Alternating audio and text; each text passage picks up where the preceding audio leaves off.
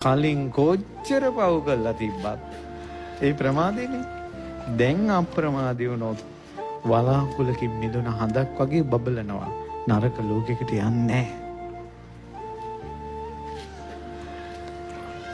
නැහැ. යස්ස පාපං කතං කම්මං කුසලේන පිතීයති. කලින් පව් කරලා යා. පස්සේ කුසල් කරලා පිතීයති කියන්නේ වහනවා පියනකින් වගේ. එහෙනම් පව් වහන පියනම් කුමක්ද? පව් වහන පියන කුමක්ද? ඇහින්නේ කුසල්. මොනවද කුසල්?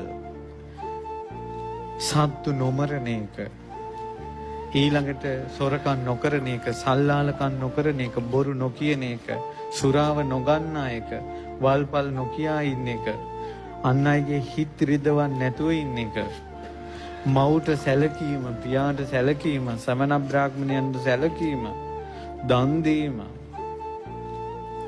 මේවා කුසල්. ඒතර කලින් පව් කරලා දැන් කුසල් කරනවා. එතකොට ඒ කරපු පව් ටික කුසල් බලෙන් වැහෙනවා.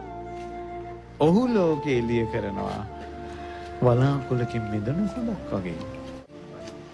එහෙනම් ඕනම මිනිසෙකුට ගැලවෙන්න අත දීලා දෙනවද නැද්ද? මේ ගාථා බුදුරජාණන් වහන්සේ අඟුලිමාලයන් අරඹයා සංඝයාට වදාළ ගාථා. ඒවා අඟුලිමාල මහරහතන් වහන්සේ මතක තියාගෙන හිටියා. උන්වහන්සේ තැන් තැන්වල ඒ ධර්මයේ පැතිරෙව්වා. තමාව සාක්ෂියට ගන්න කියලා. ඒ නිසා කොච්චර ගැලවෙන්න පුළුවන්ද මේ බුද්ධ ශාසනයෙන්?